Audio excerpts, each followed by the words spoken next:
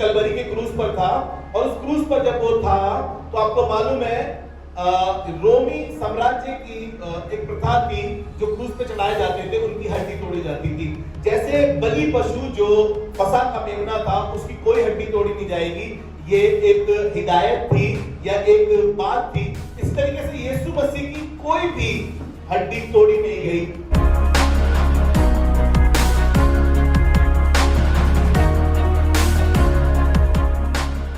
Praise the Lord, hallelujah. प्रभु का धन्यवाद करते हैं आज अच्छी सुबह के लिए। Assembly of believer church Badli में आप सभी का स्वागत है।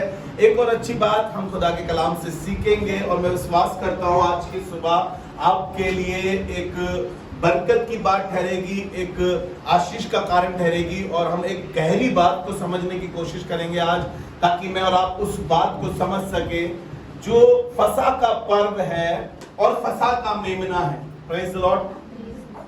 बहुत गहरी बातें हैं, बहुत डीपली बातें हैं। प्रभु आपकी और मेरी मदद करे कि हम इस फसह के पर्व के ओरिजिन को समझ सके। हालेलुया। ये ओरिजिन क्या है, फसह का पर्व क्यों मनाया जाता है, फसह का पर्व क्या है। यहूदी लोग 3000 वर्षों से पहले से इस फसह के पर्व को बना रहे हैं, और ये फसह का पर्व परमेश्वर ने इजरायलियों को एक आज्ञा की रीति पे एक पर्व बनाने के लिए कहा था। ये फसह का पर्व बहुत इंपॉर्टेंट था उनके लिए, क्योंकि वो मिस्र की गुलामी से निकले थे। फिरौन ने उनके ऊपर बहुत सा जुआ रख रखा था, बहुत सी गुलामी में थे। परमेश्वर ने इन्हें बताया कि किस तरीके से तुम इस गुलामी से निकल सकते हो। Praise the Lord. और फसह का पर्व मसीह का प्रतीक है, और मसीह हमारे फसह के पर्व का मेमना, हमारा उद्धार करता और हमारा मुक्तिदाता है। हालेलुया। फसह का पर्व जो है क्यों मनाया जाता था, और फसह के पर्व का मेमने का क्या अर्थ था। अब थोड़ी सी देर इस विषय में चर्चा करेंगे मैं और आप। जो फसह का पर्व है आज हम इसके ऊपर ध्यान करेंगे केंद्रित। बहुत से पर्व उस समय में यहूदी लोग मनाया करते थे, लेकिन आज एक पर्व के विषय में आपसे बात करूंगा जो है फसह का पर्व। हालेलुया। और ये फसह के पर्व जब मनाते थे, लेकिन हर सप्ताह को एक पर्व मनाते थे जिसको हम शब्द का दिन कहते हैं। लेकिन आज मैं थोड़ी सी देर आपका ध्यान केंद्रित करना चाहता हूं उस फसह के पर्व पर, जिसे हिब्रू भाषा में इसको पैसा कहते हैं। इसको फसह के पर्व से पहले बसंत ऋतु में ये बनाया जाता था। ये बसंत का एक पर्व था। इसको परमेश्वर ने इनको आज्ञा देके कि बसंत का पर्व ना बना के अब तुम फसह का पर्व बनाना। Praise the Lord. और ये फसह का पर्व जब बनाते थे तो इसमें बहुत सी आज्ञाएं परमेश्वर ने दी थी, किस तरीके से कौन सा मेमना होना चाहिए, किस तरीके से इस फसह के पर्व को खाना है, और फसह के पर्व की क्या रीति है, क्या विधि है। बहुत सी बातों की चर्चा आज हम करेंगे, ताकि मैं और आप मसीह को देख सके कि वो फसह का मेमना था, और वो जो कॉपी हम देख रहे हैं पुराने नियम में, हम उस ओरिजिन को देख सके। यीशु मसीह उस फसह का मेमना बन गया। बाइबल में फसह के पर्व से पहले इसको लांगन का पर्व भी कहा गया है, क्योंकि जिस दिन परमेश्वर ने निर्गमन 11वें अध्याय में मूसा को यह आज्ञा दी थी कि किस प्रकार से तुम्हें फिरौन से छुटकारा मिलेगा। परमेश्वर ने निर्गमन 11वें अध्याय के पहले पद में इन बातों को बताते हुए उससे कहा था, और कहा कि इसको तुम कैसे पार कर पाओगे, कैसे इस गुलामी से निकल पाओगे। और तब परमेश्वर ने बताया कि कैसे कैसे तुम करना। तो इस महीने में 14वें दिन में तुम इस फसह का पर्व बनाना। Praise the Lord. तो हम थोड़ी देर इन बातों को पढ़ेंगे, इनकी चर्चा करेंगे, ताकि मैं और आप इन बातों को सीख सके कि यीशु मसीह हमारे लिए फसह का पर्व बना। हालेलुया। फसह के पर्व को छुटकारे का पर्व भी कहा गया है, क्योंकि इजरायली उस दिन गुलामी से छुटकारे से निकले थे, वहां से उस गुलामी से निकले थे। और फसह का पर्व मसीह का प्रतीक है। मसीह हमारे लिए फसह के पर्व का मेमना बना, हमारा उद्धारकर्ता मुक्तिदाता बना। और निर्गमन उसका 12वां अध्याय और उसके पहले पद से दूसरे पद तक जब हम पढ़ते हैं तो ये जो निसान महीना बताया गया, यहाँ पर हिब्रू में उसको निसान कहा गया है, और ये अप्रैल और मार्च का महीना है, जिसे पहला महीना भी कहा जाता है। आप जी पढ़े इसको। फिर यहोवा ने मिस्र देश में मूसा और हारून से कहा, हाँ, यह महीना तुम लोगों के लिए आरंभ का ठहरे, ये महीना तुम्हारे लिए पहला ठहरे, आरंभ का ठहरे, अर्थात वर्ष का पहला महीना यही ठहरे। वर्ष का पहला महीना यही ठहरे। पढ़ते जाएं। इस्राएल की सारी मंडली से इस प्रकार कहो, हाँ, इसी महीने के 10वें दिन तुम अपने अपने पितरों के घरानों के अनुसार घराने के पीछे एक एक मेमना ले रखो, और यदि किसी के घराने में एक मेमने के खाने के लिए मनुष्य कम हो, हाँ, तो वह अपने सबसे निकट रहने वाले पड़ोसी के साथ प्राणियों की गिनती के अनुसार एक हाँ, मेमना ले रखे। Praise the Lord। यहाँ पर परमेश्वर ने इन्हें बताया कि ये तुम्हारे लिए आरंभ का महीना ठहरेगा, ये 14वां महीना ठहरेगा, सॉरी 14वें दिन को तुम एक मेमना लेना। मेमने की एक कंडीशन थी, मेमना निर्दोष होना चाहिए, मेमना एक वर्ष का होना चाहिए, मेमने में कोई दाग नहीं होना चाहिए। Praise the Lord. कोई ऐसी उसमें ना होनी चाहिए, कोई भी ऐसी बात जिससे वो यहोवा परमेश्वर के आगे अर्पण ना किया जाए। मेमना निर्दोष होना चाहिए, ऐसा लिखा है। अखमीरी रोटी का भी पर्व बनाते थे। इनको इतना भी समय नहीं मिला था जब ये पर्व के लिए निकले थे। इनके घर में गुंदा हुआ आटा था कि उसको ये खमीर कर सके। लिखा है कि ये अपने आटे को उठाकर चल दिए, ऐसे ही निकल चुके थे। जब मूसा ने जब ये 10वीं विपत्ति इन पर आई थी, और 10वीं विपत्ति जब आई थी तो मिस्र में हर एक घर में हाहाकार मची थी, हर एक घर में मौत का तांडव था, हर एक घर में पैलोठे मर रहे थे। लेकिन परमेश्वर ने इजराइलियों से वादा किया था कि तुम जिस मेमने को जबा करोगे, जिस मेमने को तुम बलि करोगे, उस मेमने का लहू एक तसले में लेकर और जूफा से क्या करना, अपने घर की चौखटों पे और अपने घर के अलंगों पे लगाना। और जब मैं उस लहू को देखूंगा, जब मौत का फरिश्ता आएगा, मैं उसको आज्ञा दूंगा कि उन घरों को ना छुए, उन घरों को नाश ना करें। लेकिन लिखा है कि मिस्रियों के हर एक घर में मौत का तांडव था, हाहाकार मची हुई थी, हर घर में रोआराट थी। अब सोच के देखिए, बाइबल बताती है मिस्र के जितने भी लोग थे, इजराइलियों के घरों को छोड़कर, वहां पर रोआराट थी। क्या जानवर तक के पैलोठे मार दिए गए थे, जानवर तक के पैलोठे मार दिए गए थे। मतलब निकाल के पढ़े आप, इसको अच्छा लगेगा। ले व्यवस्था उसका 23 अध्याय और उसका 4 पद से पढ़ रहे हैं। ये फसह का पर्व और अखमीरी रोटी का पर्व जो था, इसको किस तरीके से परमेश्वर ने डिफाइन किया, अपने लोगों को बताया। ले व्यवस्था उसका 23 अध्याय उसका 4 पद पढ़ रहे हैं हम।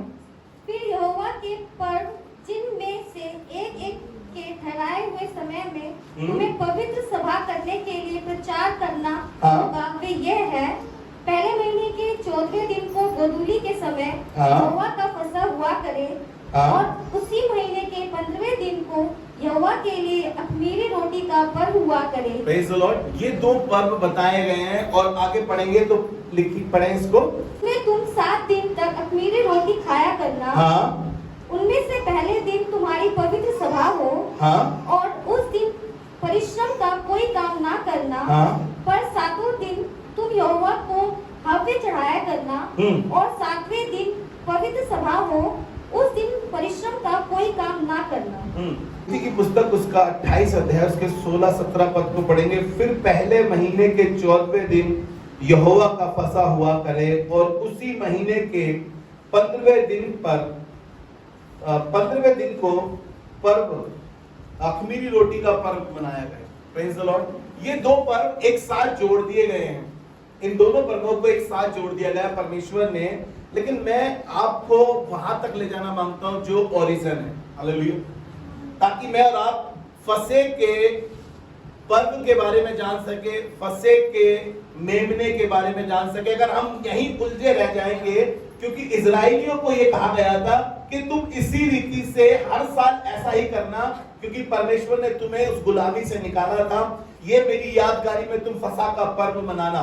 तो बहुत सी चीजें थी ताकि हम और आगे जाकर इनको बातों को समझ सकें। निर्गमन में ही ज्यादा रहेंगे ताकि हम फसह के पर्व को जान सकें। इस 12वें अध्याय को अपने घर जाके पढ़िएगा, आपको और क्लियरली समझ में आएगा। जी पढ़े। तुम्हारा मेमना निर्दोष हाँ, और 1 वर्ष का नर हो, तुम्हारा मेमना निर्दोष और 1 वर्ष का हो, और उसे चाहे भेड़ों में से लेना, चाहे भेड़ों में से लेना, चाहे बकरियों में से, हाँ हाँ, और इस महीने के 14वें दिन तक उसे रख छोड़ना, और उस दिन गोधूली के समय इस्राएल की सारी मंडली के लोग उसे बलि करें। Praise the Lord. गोधूली के समय क्यों इसको कहा जा रहा है? क्योंकि ये बात जब हम पढ़ते हैं इस पहलोठों के लिए यहाँ पर परमेश्वर ने बहुत सी बातें करी है। फसह के पर्व का मेमना जो है उसकी मृत्यु के बारे में जब हम पढ़ते हैं, और वहां पर जब पहलोठों की मृत्यु हो रही है, वहां पर लिखा है निर्गमन उसका 12 अध्याय उसका 29 और 31 पद तक। ऐसा हुआ कि आधी रात को हाँ, यहोवा ने मिस्र देश में सिंहासन पर विराजने वाले फिरौन से लेकर गड्ढे में पड़े हुए बंधुए तक सबके पहिलौठों को वरन पशु तक के सब पहिलौठों को मार डाला। और फिरौन रात ही को उठ बैठा, और उसके सब कर्मचारी वरन सारे मिस्री उठे, और मिस्र में बड़ा हाहाकार मचा, क्योंकि एक भी ऐसा घर ना था जिसमें कोई मरा ना हो। Praise the Lord. वहां पर बहुत अच्छा, ये फसह का पर्व जब मेमने को बलि करा जा रहा है उसके बारे में लिखा है कि उसका वो निर्दोष हो, 1 साल का हो। ध्यान रखना, इन बातों को हम आगे नए नियम से देखेंगे। और वहां पर फसह के पर्व में किस तरीके से उसको बलिदान करना है और कैसे उसको भूनना है, कैसे उसको खाना है, ये सब रीति इस चैप्टर में बताया है कि बाइबल में कि फसह के पर्व के मेमने को खाने की जो विधि है उसको फुर्ती से खाना है, उसे जूते पहनकर रहना है, हाथ में लाठी हो, पैर में जूते हो, और फुर्ती से खाना। मालूम है क्यों?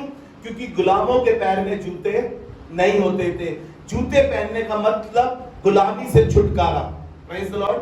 और जब परमेश्वर इस छुटकारे की बात कर रहा है, इनको बता रहा है, वो परमेश्वर प्रतीक दे रहा है कि अब तुम्हारे पैरों में जूती है, अब तुम गुलाम नहीं हो, क्योंकि परमेश्वर ने उन्हें छुटकारा दिया है। अभी हमने पढ़ा है कि वो मेमना निर्दोष होना चाहिए। Praise the Lord. हम नए नियम में देखेंगे वो निर्दोष मेमना कौन है, कैसे उसको ओरिजिन के बारे में बताया गया। ये एक फोटोकॉपी है, ये एक दिखाया गया है, लेकिन ओरिजिन हमारा यीशु मसीह है। हालेलुया। निर्गमन 12 अध्याय उसका 8 से 10 पद तक पढ़ लीजिए। परमेश्वर ने इजरायली को निर्देश दिया कि कैसे मेमने को खाना है। और वे उसके मांस को उसी रात आग में भूनकर अख़मीरी रोटी और कड़वे साग पात के साथ खाए। उसको सिर, पैर और अंतड़ियों समेत आग में भूनकर खाना, कच्चा या जल में कुछ भी पकाकर ना खाना, और उसमें से कुछ भी सवेरे तक ना रहने देना, और यदि कुछ सवेरे तक रह भी जाए तो उसे आग में जला देना। 11वां पद। और उसके खाने की यह विधि है,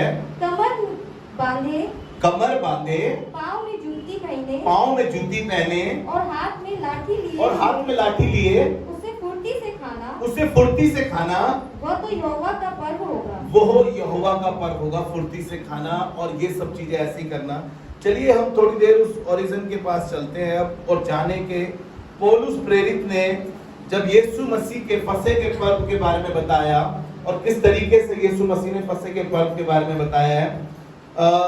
निकाल लीजिए मेरे साथ 1 कुरिन्थियों का 5वां अध्याय उसके 7 और 8 पद से हम फसह के पर्व को, उसके प्रतीक को, उसके ओरिजिन को देखेंगे कि आखिर क्या है। ये बात नए नियम में जब पौलुस इस बात को कह रहा है, निकाल लीजिए जल्दी से 1 कुरिन्थियों का 5वां अध्याय उसका 7वां और 8वां पद। पुराना खमीर निकालकर अपने आप को शुद्ध करो कि नया गूंथा हुआ आटा बन जाओ। ताकि तुम अख़मीरी हो, क्योंकि हमारा भी फसह जो मसीह है हालेलुया, वो बलिदान हुआ है। हमारा भी जो फसह है, इजरायलियों को वो आज्ञा दी गई थी कि तुम ऐसा करना, क्योंकि वो गुलामी से निकले गए थे। उनको कहा था कि तुम कड़वे साग पात के साथ खाना और उसको फुर्ती से खाना, जूते पहन के खाना, जरूरी नहीं है कि विश्वासी को वैसा ही करना है, क्योंकि हमारा भी फंसा जो मसीह में है, हालेलुया, हमारा भी जो फंसा है वो मसीह है और वो बलिदान हुआ है। देखिए यहाँ पर आप उस चैप्टर को पढ़ेंगे, वहां पे अखमीरी रोटी के साथ है, वहां पर कड़वा साग पात है, लेकिन यहाँ पर सब चीजें हटा दी है। लेकिन ये जो कह रहे हैं अखमीरी रोटी और खमीर, खमीर दिखाता है घमंड को, है ना। खमीर, थोड़ा सा खमीर सारे गुंदे हुए आटे को क्या कर देता है, खमीर कर देता है। हमें उस फरीसियों की उन बातों से बचना है और फरीसियों के उन कामों से बचना है। थोड़ा सा खमीर गुंदे हुए आटे को खमीर कर देता है, थोड़ा सा पाप सारे जीवन को पापी बना देता है, हालेलुया। थोड़ा सा पाप सारे जीवन को पापी बना देता है, और ये थोड़ा सा गलत काम हमारे आत्मिक जीवन को खराब कर देता है, हालेलुया। जो ये फसह का पर्व है यहूदी लोग मनाते थे, ये इसलिए परमेश्वर चाह रहा है कि हम मसीह में अपना फसह का पर्व देख सके, और परमेश्वर ने इसलिए कहा कि उस खमीर से बचो, क्योंकि खमीर तुम्हारे जीवन को खराब कर देगा, वो पुराना खमीर। Praise the Lord. लेकिन भविष्यद्वक्ता यूहन्ना ने यीशु मसीह को जब एक्सपोज किया तो उसने किस तरीके से करा, ये यूहन्ना रचित सुसमाचार उसका पहला अध्याय और उसके 29 पद को जब हम पढ़ते हैं, जब यीशु मसीह दूर ही था तो यूहन्ना ने यीशु मसीह को परमेश्वर का मेमना कहा। Praise the Lord. निकाल लीजिए यूहन्ना रचित सुसमाचार उसका पहला अध्याय उसका 29 पद। दूसरे दिन उसने यीशु को अपनी ओर आते देखा। दूसरे दिन उसने यीशु को अपनी ओर आते देखा। देखो ये परमेश्वर का मेमना है। देखो ये परमेश्वर का मेमना है, जो जगत का पाप उठा ले जाता है। हालेलुया, जो जगत का पाप उठा के ले जाता है। Praise the Lord. ये है ओरिजिन। वहां पर परमेश्वर ने एक मेमने को ज़बह कराया है, और उसकी वजह से इजरायली कौम छूट रही है, छुटकारा पा रही है। और यहाँ पर यीशु मसीह को यूहन्ना कह रहा है ये परमेश्वर का वो मेमना है जो जगत के गुनाह को उठा ले जाता है। हमारा छुटकारा यीशु मसीह है, हालेलुया। हमारा छुटकारा यीशु मसीह के लहू के द्वारा हुआ है। बिना लहू बहाए पापों की क्षमा नहीं मिलती। बिना लहू बहाए, उस समय जब पापों के लिए लोग मेमने को बलिदान कर रहे थे ताकि वो वहां से छूट सके, और परमेश्वर ने एक योजना बनाई, एक ओरिजिन करा, और परमेश्वर ने यीशु मसीह को वो मेमना, फसह का वो मेमना बनाकर भेजा ताकि मैं और आप इस संसार की गुलामी से, शैतान की गुलामी से, उन शैतान के फंदों से, शैतानी उन कामों से छूट सके, क्योंकि मसीह हमारे लिए फसह का मेमना बना है। हालेलुया।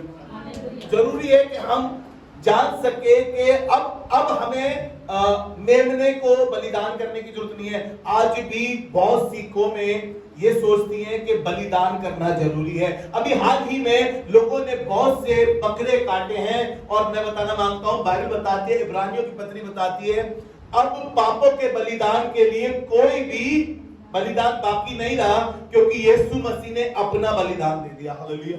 अब कोई बलिदान बाकी नहीं रह गया कि हम सोचे कि हम किसी मेमने के ऊपर अपने हाथ रखवा दे याजक से, जैसे पुराने समय में होता था।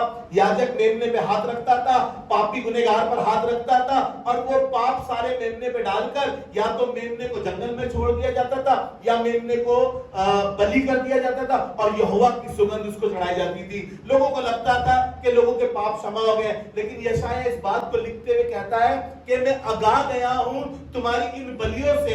अगर मैं भूखा होता तो क्या मैं तुमसे कहता, मैं आकाश के पक्षी और पृथ्वी के जंगल के सभी जानवर मेरे हैं।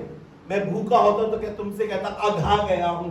कई बार हम कहते हैं ना घर में भी, अरे क्या यार रोज दाल खा के बोर हो गया, अघा गया हूं मैं। यहोवा परमेश्वर भी कह रहा है कि तुम्हारी ऐसी भेंटों से मैं अघा गया हूं, क्योंकि यीशु मसीह फसह का बलिदान बना, फसह का मेमना बना। वो खुद एक फसह हमारे लिए बनकर आया ताकि हम सबका छुटकारा हो सके। हालेलुया। एक पतरस ने निर्गमन 12:5 में हमने पढ़ा कि जो फसह का मेमना है वो निर्दोष होना चाहिए, एक वर्ष का होना चाहिए, उसमें कोई दाग नहीं होना चाहिए। लेकिन प्रेरित पतरस ने इस मेमने के विषय में कहा है, मेरे साथ निकाल कर पढ़े आप, पहला पतरस उसका पहला अध्याय और उसका 19 पर जब हम पढ़ते हैं, पतरस ने यहाँ पर यीशु मसीह के लिए बहुत खूबसूरत बात कही। जो हम निर्गमन 12 अध्याय के 5वें पद में पढ़ रहे थे, यहाँ पर उस फंसे के मेमने को किस तरीके से वो दिखा रहा है। लिखा है 19 पद में, पर निर्दोष निष्कलंक मेमना अर्थात मसीह के बहुमूल्य लहू के द्वारा हुआ है। हालेलुया। बाद में अगर 18वें पद से पढ़े तो लिखा है कि तुम्हारा छुटकारा सोने चांदी या बहुमूल्य वस्तुओं से नहीं, वरन मसीह के बेशकीमती लहू के द्वारा हुआ है। और 19 पद में कह रहा है, पर निर्दोष निष्कलंक मेमने अर्थात मसीह के बहुमूल्य लहू के द्वारा हुआ है। हालेलुया। कैसा मेमना चाहिए था उस समय फसह के पर्व के लिए, जो निर्दोष हो। और यीशु मसीह के विषय में लिखा है कि वो निर्दोष था। इब्रानियों की पत्री का 4था अध्याय उसके 15वें पद को पढ़ते हैं तो लिखा है, क्योंकि हमारा ऐसा महायाजक नहीं जो हमारी निर्बलताओं में हमारे साथ दुखी ना हो सके, वरन हम सब बातों में हमारी नाई परखा तो गया तो भी निष्पाप निकला। हालेलुया। फंसे का मेमना निष्पाप होना चाहिए था।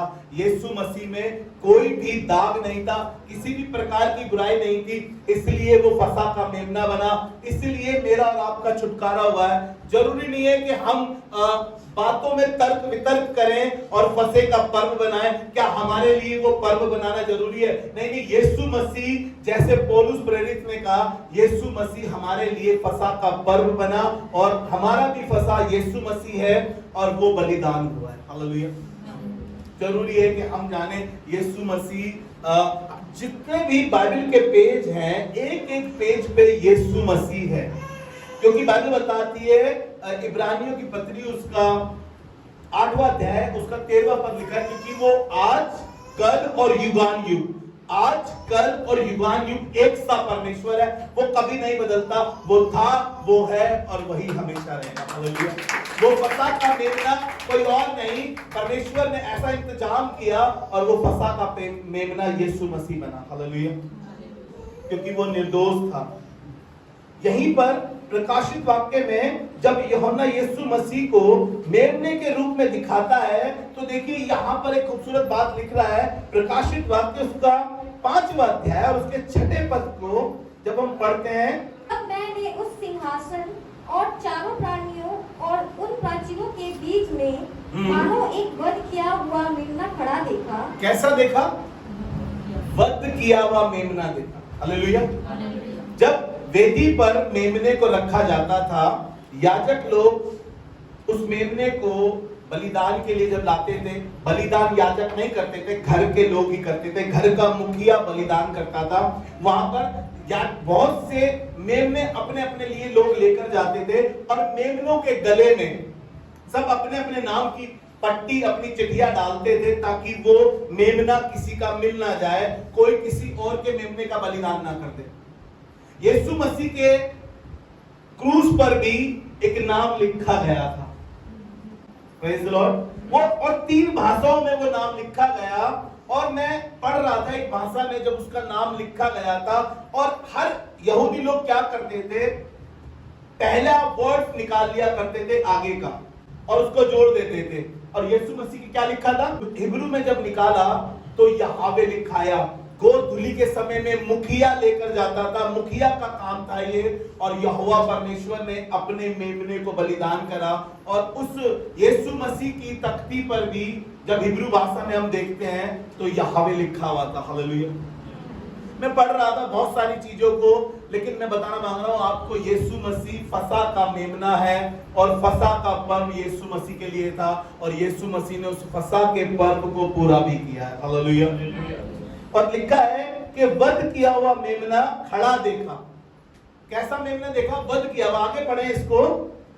उसके 7 सींग हाँ और 7 आंखें थी। हाँ। ये परमेश्वर की 7 आत्माएं हैं हाँ, जो सारी पृथ्वी पर भेजी गई है। जी। उसने आकर उसके दाहिने हाथ से जो सिंहासन पर बैठा था, हाँ, वो पुस्तक ले ली। ध्यान से सुनिएगा। वो पुस्तक ले ली। जब उसने पुस्तक ले ली तो वे चारों प्राणी और 24 प्राचीन हाँ, उस मेमने के सामने गिर पड़े। वो 24 प्राणी यहोवा उस मेमने के सामने गिर के उसको धन्यवाद करने लगे। उनमें से हर एक के हाथ में वीणा हाँ, और धूप, हाँ, जो पवित्र लोगों की प्रार्थनाएं हैं, हाँ, से भरे हुए सोने के से जो हमारी प्रार्थना है वो उस बॉल में जाती है जब हम प्रकाशित वाक्य में पढ़ते हैं। जी आगे पढ़े जल्दी से। वे यह नया गीत गाने लगे, वे ये नया गीत गाने लगे, तू इस पुस्तक के लेने और इसकी मोहरें खोलने के योग्य है, क्योंकि तूने वध होकर अपने लहू से हर एक कुल और भाषा और लोग और जाति में से परमेश्वर के लिए लोगों को मोल लिया है। Praise the Lord. दाम देकर मोल लिए गए हैं। यीशु मसीह ने अपना लहू बहाया है। मैं पढ़ रहा था, कुछ चीजों को गूगल से सर्च कर रहा था। लिखा है जब यीशु मसीह को बलिदान किया जा रहा था उस कलवरी के क्रूस पर, उस खोपड़ी वाले शहर में, वो मंदिर में उस समय भजन कीर्तन कर रहा थे।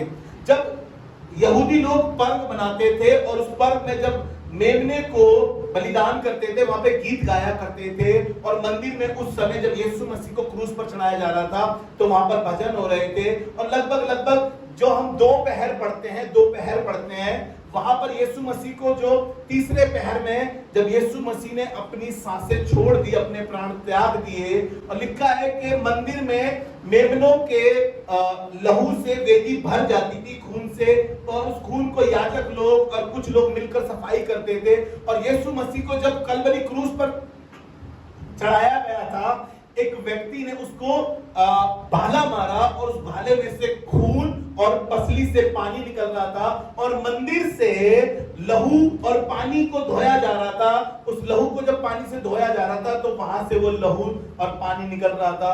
ये यीशु मसीह फसा का वो मेमना है। हालेलुया।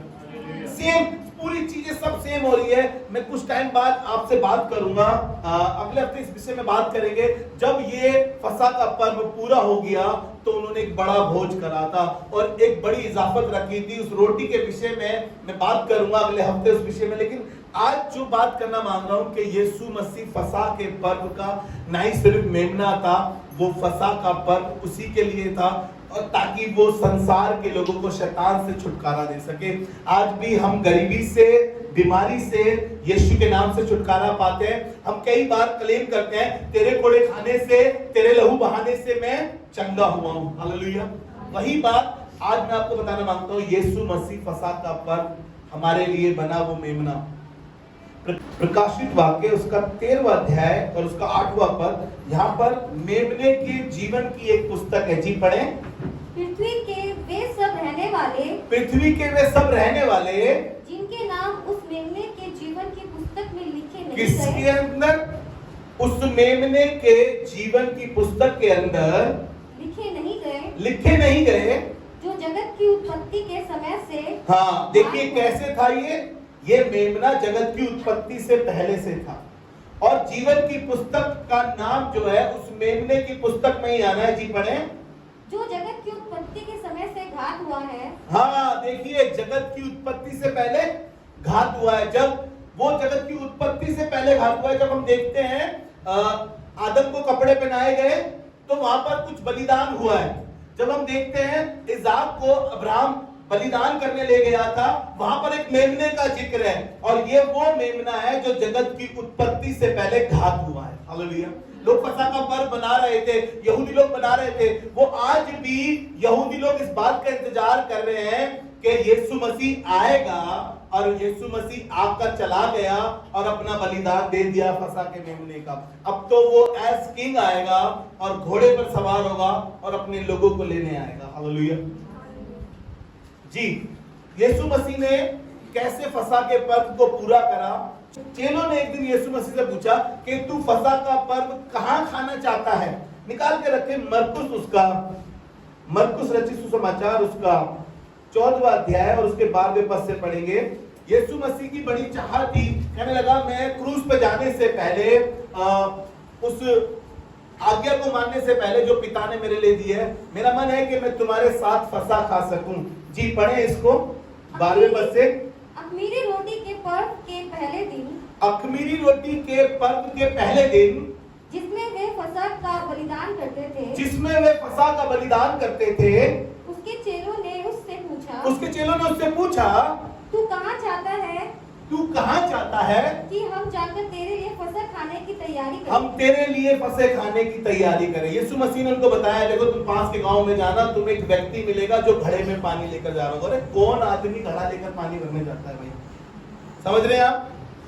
आदमी तो कहीं दिखता नहीं है घड़े में पानी लेके जाता हुआ, लेकिन हमेशा औरतें दिखती है। यीशु मसीह ने एक चिन्ह दिखाया, कहा तुम जाना और तुम्हें एक आदमी मिलेगा, उसके पीछे चले जाना, वहां पर तुम्हें एक सजी सजाई अटरिया मिलेगी और मालिक से जाके कह देना कि प्रभु यहाँ पर फसह खाना चाहता है। और वहां पर फसह की तैयारी हुई। यीशु मसीह फसह का मेमना था और उस फसह को उसने अपने चेलों के साथ खाया और कहा, जब तक मैं अपने राज्य में नहीं आऊंगा तब तक ये फसह दोबारा नहीं खाऊंगा। वो बहुत सी बातें हैं, लेकिन मैं आपको दिखा रहा हूं यीशु मसीह फसह का मेमना था। यीशु मसीह उस फसह के मेमने के लिए जो हम उस बलिदान को देख रहे हैं, यीशु मसीह खुद बलिदान हुआ है। पहला पद इसी का, मरकुस 14 उसका पहला पद। 2 दिन के बाद फसह और अख़मीरी रोटी का पर्व होने वाला था। हाँ, प्रधान याजक और शास्त्री इस बात की खोज में थे कि उसे कैसे छल से पकड़कर मार डालें। Praise the Lord. किसको छल से पकड़कर मार डाल देंगे? यीशु मसीह को। 2 दिन के बाद फसह और अख़मीरी रोटी का पर्व होने वाला था। देखिए, होने वाले थे ये दोनों पर्व, मैंने बताया एक साल, और यीशु मसीह को वो पकड़ना चाहते थे कि उसको धोखे से मारे। यीशु मसीह वो फसह का मेमना है। जैसे हमने इन चीजों में देखा है, जरूरी नहीं है कि हम अब क्या लोगों को फसह लेने की जरूरत है, नहीं। जैसे प्रेरित पौलुस 11वां अध्याय उसका 26 पर जब हम पाकसा लेते हैं, होली कम्युनियन लेते हैं, उन बातों को वहां पर प्रेरित पौलुस ने बताया है कि किस तरीके से हमें इसकी यादगारी में ऐसे ही करना है। परमेश्वर ने कहा था कि तुम इस फसह के पर्व को मेरी यादगारी में ऐसे ही बनाना। जब यीशु मसीह फसह का पर्व खुद था, जब यीशु मसीह फसह का मेमना था, और जब हम प्रभु भोज लेते हैं और प्रभु भोज लेते हैं, इस बात को जब हम दोहराते हैं, यीशु मसीह ने कहा ये मेरा बदन है जो तुम्हारे लिए तोड़ा गया है, ये मेरा नई वाचा का वो लहू है जो तुम्हारे लिए बहाया गया है, मेरी यादगारी में ऐसा ही किया करना। हालेलुया। यीशु मसीह वो हर एक चीज जो हम 12वें अध्याय में पढ़ते हैं कि फसह का पर्व, फसह का मेमना, वो कोई और नहीं, वो यीशु मसीह है हमारे लिए। हालेलुया। मैं विश्वास करता हूं कि खुदाबाप ने आज इस फसह के पर्व के विषय में आपसे बातें की। और भी ढेरों बातें हैं इस फसह के पर्व के लिए। किस तरीके से एक सिंबॉलिक प्लेट होती थी, उसमें 6 प्रकार के सामान रखा जाता था, अंडा, हड्डी, और भी बहुत से द्रव्य थे, और अख़मीरी रोटी भी रखी जाती थी, और भी बहुत सी बातें हैं बारीक बारीक। लेकिन आपको कहना मांगता हूं, इन सब बातों में मिलकर एक ही बात होती है, यीशु मसीह हमारे लिए फसह का पर्व बना। यीशु मसीह हमारे लिए इस फसह के पर्व में वो मेमना बना जो बलिदान हो गया। हालेलुया।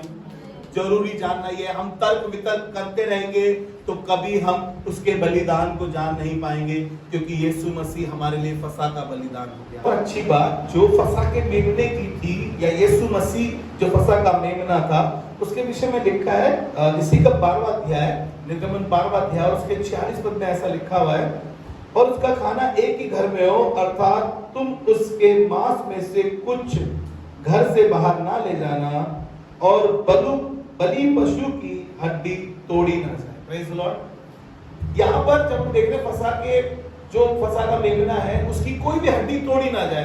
लेकिन एक जगह आपको ले जाना मांगता हूं, अगर हम पढ़ें यूहन्ना रचित सुसमाचार उसका 19 अध्याय उसके 36 पद में ऐसा लिखा है, ये बातें इसलिए हुई कि पवित्र शास्त्र की ये बात पूरी हो जाए कि उसकी कोई हड्डी तोड़ी ना जाए। हालेलुया।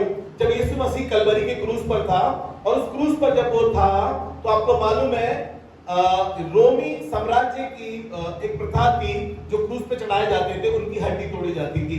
जैसे बलि पशु जो फसह का मेमना था, उसकी कोई हड्डी तोड़ी नहीं जाएगी, ये एक हिदायत थी या एक बात थी। इस तरीके से यीशु मसीह की कोई भी हड्डी तोड़ी नहीं गई, क्योंकि वो फसह के पर्व का वो मेमना, एक्चुअल मेमना यीशु मसीह का फसह के पर्व का, इसलिए उसकी भी कोई हड्डी तोड़ी नहीं गई है। और एक और अच्छी बात, ये पर्व 2 जगह में बांट दिया गया, लोग अपने घरों में और यरूशलेम में, इसको 2 जगहों में बांट दिया इस पर्व को जब बनाते थे। और नए नियम में जब हम देखते हैं प्रेरित काम उसका दूसरा अध्याय उसके 46 पद में खूबसूरत बात लिखी है, प्रतिदिन एक मन होकर मंदिर में इकट्ठा होते थे और घर घर रोटी तोड़ते हुए आनंद और मन की सिधाई से भोजन किया करते थे। हालेलुया। यीशु मसीह के विषय में लिखा है, यहूदी लोग उस समय फसह के पर्व के बाद भी जब आपस में मिलते थे, इस फसह के पर्व में वो घरों में एक साथ रोटी तोड़ते थे, एक साथ बैठते थे। मंदिर में भी उस समय ऐसा ही होता था और उस समय लोगों को ऐसा ही बताया गया था कि अपने घरों से इस मांस को, इस मेमने के मांस को बाहर ना ले जाए। और यीशु मसीह ने कहा, मेरा बदन वास्तव में खाने के लिए और मेरा लहू वास्तव में पीने के लिए, जिससे हमारा छुटकारा है। उस मेमने की जो फसह का मेमना था, उसकी कोई भी हड्डी तोड़ी नहीं गई है। इसी प्रकार यीशु मसीह जब क्रूस पर था, उसकी कोई हड्डी तोड़ी नहीं गई है। Hallelujah, hallelujah.